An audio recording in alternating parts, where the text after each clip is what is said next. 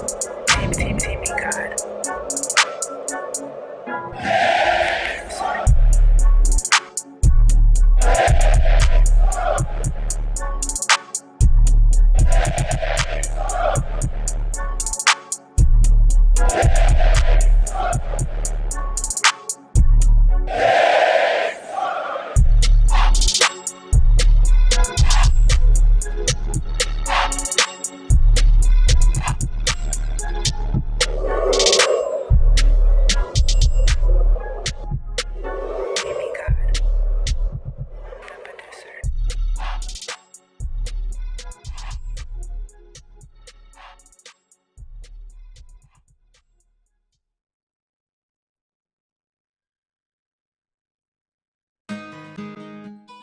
Cam J with the heat.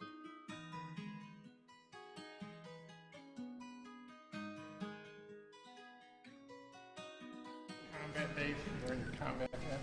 Every day. Just assessing where you guys are with LSU coming in. They're not the same kind of LSU they don't look like. Well, we've been playing pretty well. We played pretty well at Kentucky. Midweek game, okay. I think that we're starting to get some guys healthy on the mound. For the most part, we're healthy in the field. So, just another SEC series the way we look at it. We talk about it right before conference starts every year. They all count as one win or one loss at the end of the year. So we're just going to, try to go out and play well like we've been doing. What's it like having a complete bullpen for a change? Well, it's almost complete. Vermillion, his arm's just about right, and then he tweaked his hamstring. So, if it's not another, it's just the way it works in athletics, I think. And Vermillion's questionable, or yeah. I don't know how big a question it is. So, would he even be on the roster? I don't know yet. He is going to practice, though, so I don't know. What do you make of where LSU is right now? I don't know. I don't worry about everybody else's team. It's like I tell our guys before every series as well. The other team is what they are. We try to help them with what we think they're going to do against us and maybe how to pitch them or how to defend them. But for the most part, it's really about our team, and I just want us to go out there and play well. Do you pay attention at all to what you guys haven't been able to do against them, or does that not even matter with the difference? Well, obviously they've had our number the last few years. That's statistically, you can look at that. So, but it's a new year, so that's what we like about it. This being your final home series, what's the biggest area of growth you've seen from your team this season? Well, I just think the new guys, the guys that were either on the team last year that didn't play a whole lot, maybe they were in backup roles, or some of the guys that are new in our program, I just think they've really come a long way.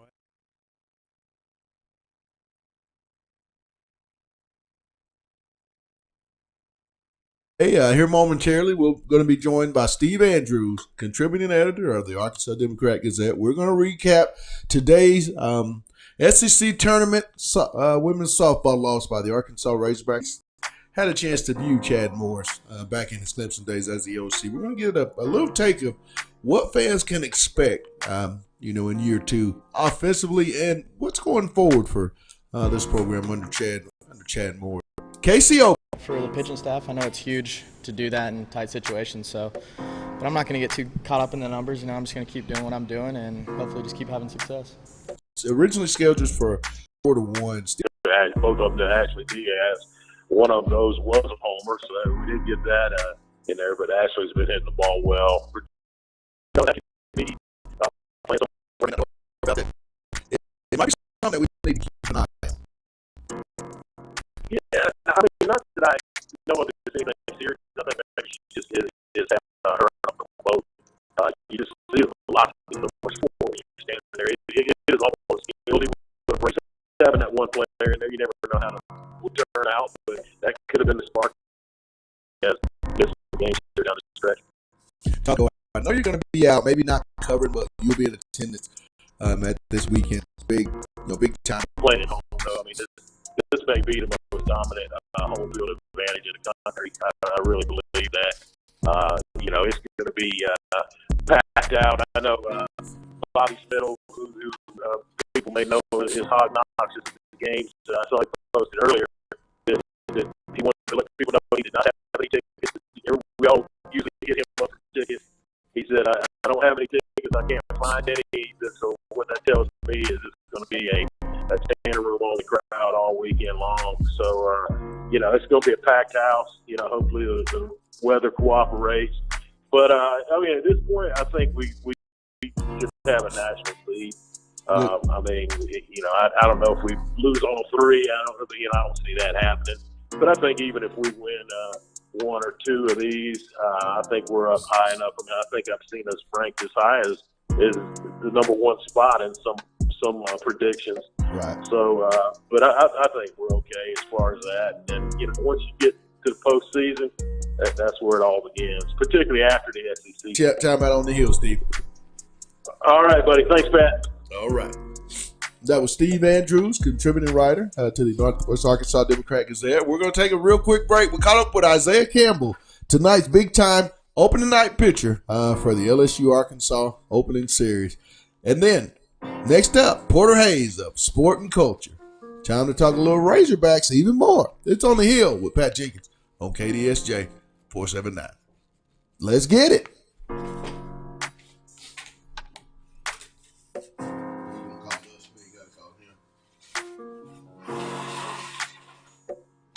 Blow my nose so bad.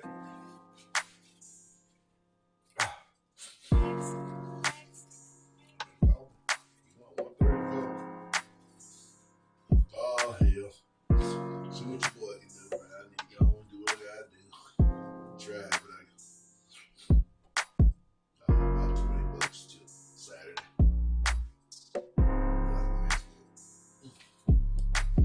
Stay with me. Can't go to sleep over here. Trying that shit. That food set on your heel. For us, we just got to go out there and do what we've been doing all year. Pitch well, hit well, and play good defense. And if we do that, hopefully we can get a sweep or win the series. But like I always say, it's whoever's going to make the least amount of mistakes is going to come out with a series win. How much confidence do you guys have right now winning 9 out of your last 10 conference games? Yeah, we have a lot of confidence going on right now. We finally kind of clicking on all cylinders. We have pitching, hitting, and fielding going on at the same time. Beginning of the year, we kind of had pitching at some times and hitting at some other times. So it's nice getting everything working at one time, especially with postseason and regionals coming up in the next few weeks. What do you thought about the job Casey Opus has done behind the plate, and especially he's thrown out guys at a high rate, he's controlled the running game. But what do you thought of him as a catcher overall, and especially that aspect of it? Yeah, pitching to Casey Opus is just unreal, unbelievable. That's all you can say. He calls a really good game. He knows how to work well with all the guys on the pitching staff, what works well for us. And at the same time, he's throwing out guys left and right. I think it's like 49% caught stealing percentage, and that's just like unheard of in college and even in the pros. And so it's just awesome having a guy back there behind the plate like that, because if a guy's on base, a team's going to be scared to steal on you, especially because they know there's a good chance they're going to get thrown out. Obviously, it's harder for a right-hander to hold a guy on than a left-hander, and yet Casey seems to throw out a lot of guys with the right-handers thrown. What do you think of that? It has to do with a lot of things. It comes from the pitching staff also, where we're holding guys on really well, mixing times to the plate, mixing holds, being quick to the plate also. And just giving Opus that chance to throw out guys, but also at the same time, he's throwing out guys when we throw pitches in the dirt, and you think they're going to be safe by 5 steps, and they're out by 5 steps. So it's just incredible to watch him work behind the plate and do what he does. Grant was such a good catcher, and you knew Casey'd be pretty good, but have you been surprised? Seems like it's just been sort of a seamless transition from one really good catcher to another. I wasn't surprised at all.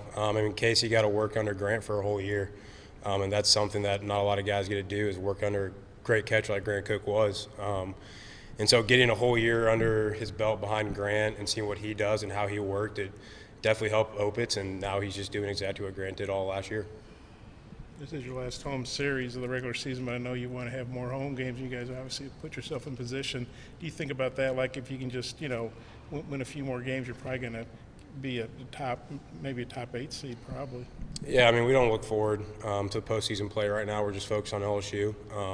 We're focused on tomorrow and getting a win tomorrow, and then we'll focus on Friday the next day. But if we look forward to the postseason, what national seed we're going to get, or if we're going to host a regional, stuff like that, it's not going to end well for us, because we'll get complacent and think that we don't have to win games. So right now we just got to worry about tomorrow and play well tomorrow and get a win on opening weekend of the series. Finals are over with, and now it's just baseball from here on out. Yeah, it's always nice once this part of the season comes. When you're done with school, you don't have to wake up early.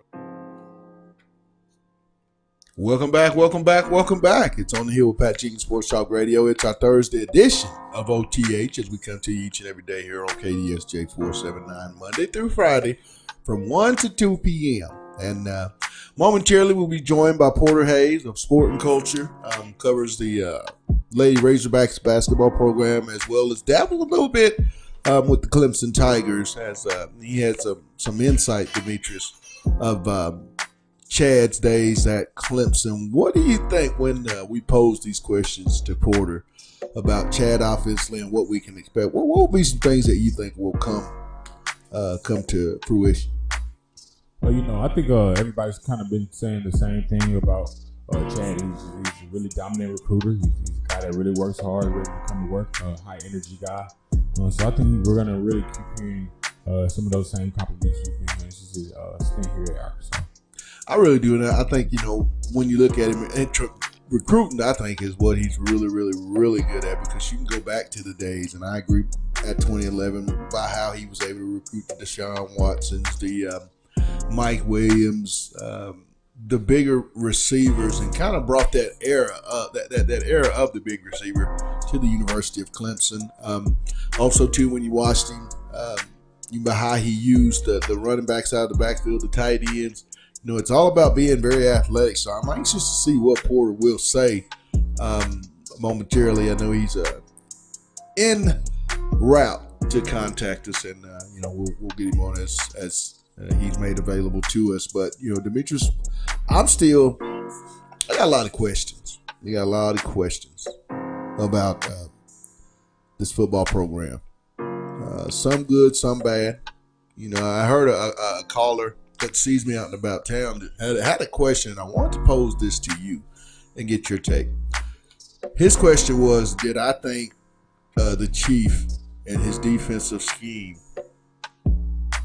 has run its course? To me, I'm of the belief that I really can't get a gauge on the Chiefs' defensive scheme. I know that it's, in the past, from what I've seen, been very effective. But, I think you have to have those types of players to run the attacking scheme. So, to me, when you look at it, we watched the Chief at A&M prior to coming to Arkansas, Demetrius. You've had a chance to watch some of his defenses at LSU as well with the Tyrann Mathieu type of athletes. Do you think that the Chiefs scheme will work here at Arkansas and be very effective as far as championship type of defense? Of course, I think it's all about the pieces that you have to play with. Because if you look at Chiefs' team, not only at LSU but even at Tennessee, he's always had productive seasons. I think his least productive time was probably about the time he was at A&M and maybe the ending tenure there at LSU. But even that, he had some great draft picks as well on those top defenses. So, Again, I think it's all about the tools that you have to use as far as the scheme. I don't think the scheme really matters. I'm not going to say it doesn't, but I think it's more important to have the players than necessarily the scheme. I think once you have athletic players and you have those blue chip athletes, a lot of their athleticism is going to really be what expands the scheme, and allow you to do things outside of the scheme. So, again, I think it's all really about, again, getting those top tier athletes to really be able to bend and move and do the type of things that need to be done for this defense to be successful. The other question that was posed to me, can this team win 7 regular season games? And can they finish in the top 3-4 in the SEC West? Is that consistently or speaking next year? Next year for 2019. I'm not sure. I don't know if they have all the pieces, and I think the piece really starts with the quarterback position. I don't think we have that guy at quarterback yet that's on campus yet that we really can say, hey, you can go out here and win this game with your arm. Not necessarily even with your legs, because, again, as we were talking yesterday, I was speaking about that slot position. I think he's going to be another critical guy, but you have to have a guy that can really get the ball in the hands of your playmakers. And I'm not saying Ben can't, but I think if it was a 50-50 ball where the game had to be put on Ben's shoulder to throw the perfect ball, I would not feel comfortable being put in that position.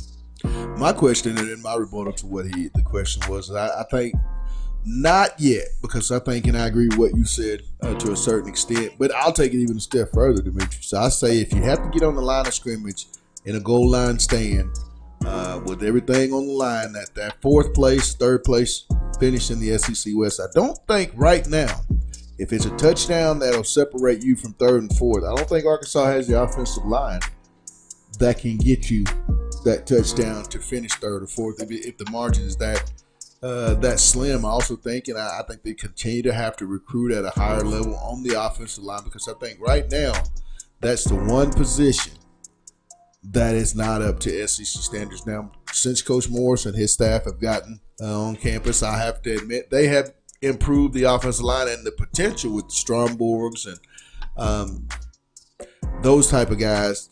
The Dylan Rackies, Brady Latham, and the continuous mark with Keys Crawford, another young man that's going to be committed coming in out of the Carthage, Texas area. Ryan Winkle, Noah Kane. They have pieces, but they're all young. So right now, I can't give them 6 regular season games, Demetrius. I just can't do it.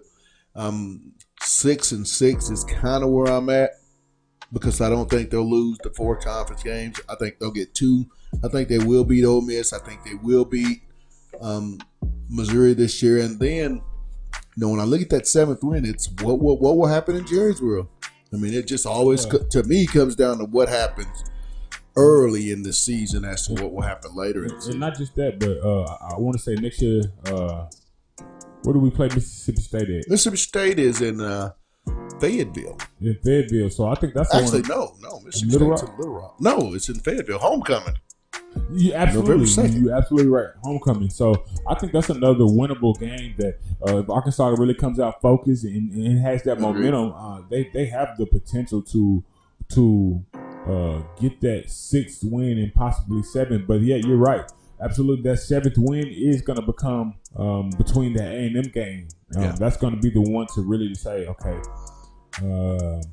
this can be the win to get us to that for sure bowl game, because just on paper, we're speaking hypothetically, looking on paper, we already know that Arkansas cannot continue with Alabama, Auburn, and LSU. See, I would say Alabama, A&M, and LSU will be the 3 big times. I think Gus Malzahn's seat may be so hot by the time Arkansas gets to them, he might not even be the coach there. So I really think the 3 winnable games, to me, when you look at it, will be Missouri, Ole Miss, and Auburn will be the 3 games that you should have a really high chance of winning, because I don't think if A&M shows up, and they show up with the talent that they recruited, it could be a very long Saturday. If Kellen Mond has gotten better from freshman to junior year with the offensive talent, and if they can get some help at running back, if the running back can step in for Travion Williams, a 2,000-yard rusher, if they get help there,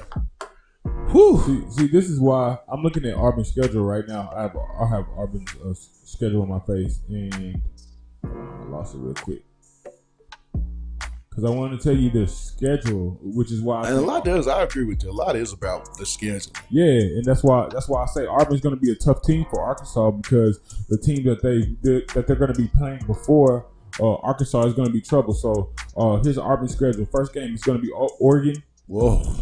Auburn versus Oregon. Then you got Tulane versus Auburn. Oh. Then you got Kent State versus Auburn. 2-1. Okay. So then you got Auburn versus Texas A&M.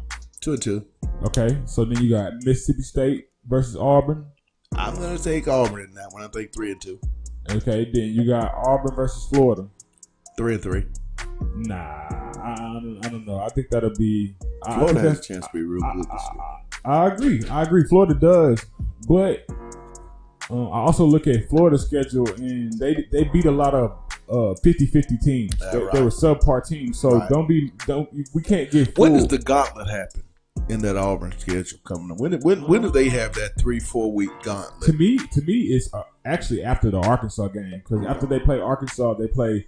Okay, so they play Arkansas, LSU, Ole Miss, Georgia, Sanford, then Alabama. So those are basically 4 SEC games back to back, and then you play Alabama with 2 breathers in there. Oh yeah, you had to just slide those cupcakes. But again, Arkansas is going to be catching Auburn in that middle kind of.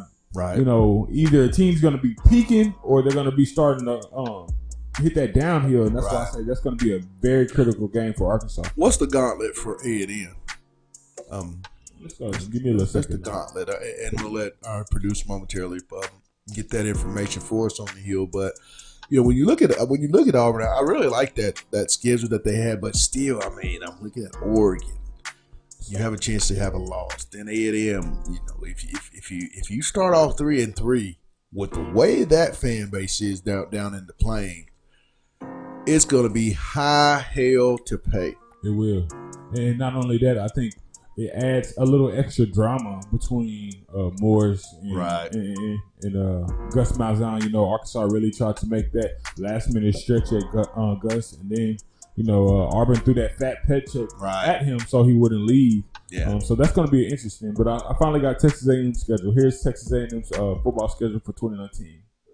So we got Texas State versus Texas A&M. And we got Texas A&M versus Clemson. 1-1. So we got Lamar, Texas A&M. 2-1. Then we got Auburn, Texas A&M. 3-1. Then we got Arkansas. I'm unfortunately going to have to pick the Aggies in this one. 4-1. Because 4-1. it just seems Arkansas peaked so late in the year. And at the end of the day, it's about the Jimmies and the Joes. And A&M, they just have a couple more Jimmies and than Joes. And that's at the end of the day. It just comes down to that talent. A few more bodies. I think another thing is health. We're gonna have to, you know, because I think that plays a major factor. Because I think really Texas A&M is a quarterback away from being hurt. I would at least say Arkansas is in the position that we potentially have at least a third string. We're at least down to it. We've at least identified that we will have a third string. Right. And that being Ben, Starkle, and whether that be KJ or Connor Nolan. I still feel comfortable with Dalton those Hyatt four guys. he's still hanging in there. You said what now? Dalton Hyatt still hanging in there. Oh yeah, he lurking off in the bushes. I'm cool with that. Yeah, I'm cool. I'm cool with that. Well, you know, when you look at A&M, and I totally agree with you at that quarterback spot. A young man that I know fans will probably get a taste of it. And if you're in C-Stat, College Station, you probably have heard about this true freshman, Robert Foster, a young man out of the Mobile, out of the Alabama area, that was highly recruited by Coach Morrison year one by he and Joe Craddock. They made him a high priority, but he chose to sign with Jimbo Fisher in that Aggies program. He's a young man, like true freshman, a name you want to know about. But and always too, Demetrius, we've always in the last 3 years when we watched this game and over the course of this Southwest Classic, it always seems to be a very, very physical game. And for whatever reason, the Aggies are always beat up, and it seems to linger with their program, as the season goes on. So I think that's going to be something that you have to keep a real eye on. And for Arkansas, it's just going to be a situation of getting some momentum. You win that Ole Miss game. I think they play Ole Miss second game of the season. You somehow go to the Southwest Classic in Jerrysville and pull an upset. Arkansas is one of those teams that they're always been good. That's the one thing I know about them. When it's a junior and senior dominated teams here at the University of Arkansas, those teams have a lot of success. Now, whether that's going to translate this year, we'll have to see. But history states that these types of teams, when they're junior, senior dominated, they tend to have a lot of success. I think with Arkansas, the thing is just winning the non-conference. I think those have to be the for sure games because you those have are to get those four. Those are the games that when you set in your schedule, you already kind of circle as wins. Right. So you're just expecting to give the opposing team a paycheck and say thanks for coming to be a sacrificial lamb. Exactly. You're absolutely right. And I look at so Arkansas will be playing Portland State. Okay, that should be a win. And that's basically that's featured the home schedule and why we feel like this could be a very good year for Arkansas. So we got Portland State versus Arkansas. I'm gonna get that one to Arkansas. Absolutely, 1-0. Arkansas versus Mississippi State.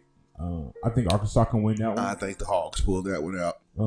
Colorado State and Arkansas. If I'm Arkansas, I should have a chip on my shoulder. Yeah, you win that game. You should be like should. rabid dogs when you get to the stadium because, man, that was one that really, to me, started the downside, the spiral. You're absolutely right. I mean, it was the game that started the hole in the first wheel, and it just, all of them went flat real quick. Then you got Colorado State. Then you got San Jose State. That's a win. That should be a win. Okay, so now they have a connection. San Jose State was where Barry Lunny, tight ends coach, was the offensive coordinator for Fitz Hill. So there's going to be some, kind of some feelings, from Coach Lunny to San Jose. So you're talking about Arkansas potentially being 4-0 when they go into College Station. And I think that, to me, sets Arkansas up for a win because then they have that muster that we already have something to play for. Right. We actually are coming in here on even terms because these last couple of probably since Brett's it's been a while. Second year. It's been a while. When Arkansas's even been 500 going into the A&M game, right? And that's crazy to believe because that's always usually the 5th or 6th game of the year, So to already be less than 500, that speaks on the type of teams and players that Arkansas has been recruiting these last couple of years. Right. So, again, I think if Arkansas can really start the beginning of the year off and really build that momentum, build that chemistry. Build that identity in those first four games, I think they can do something special. Well, unfortunately, we got a text message and won't be able to have Porter Hayes on, but we'll make attempts to have him on tomorrow as part of our A segment. But that's going to wrap up today's show. I want to give a thank you to Steve Andrews, contributing writer to the Arkansas Democrat-Gazette, for coming on and giving us his take on Arkansas women's baseball softball team falling today in the women's SEC tournament in College Station, Texas, 4-1 to the Georgia Bulldogs. But they'll be moving on. Where they'll be in regional play as the NCAA tournament approaches is yet to be determined. But unfortunately, they have gone down in the SEC tournament. But we'll be continuing their softball season here, just a little over 7, or a little less than a week, I should say. And lastly, my co-host Demetrius. Demigod, but you know what he's on our show, my home guy. Lastly, all our sponsors, Lindsay and Associates with an office location in Fayetteville, also in Rogers. The Baymont Hotel, located 735 South Shiloh Drive. Locomotion, just below the Northwest Arkansas Mall, and our newest sponsor, Corey Beck's Custom Painting. Until tomorrow, we'll have a lot of recap. Arkansas, remember, first pitch, 6:30. They take on the LSU Tigers in Baum Walker Stadium. Get out, support, and call those Hogs. That's going to do it for us here on The Hill. It's on The Hill with Pat Jenkins on KDSJ 479. You guys have a blessed one. Holla.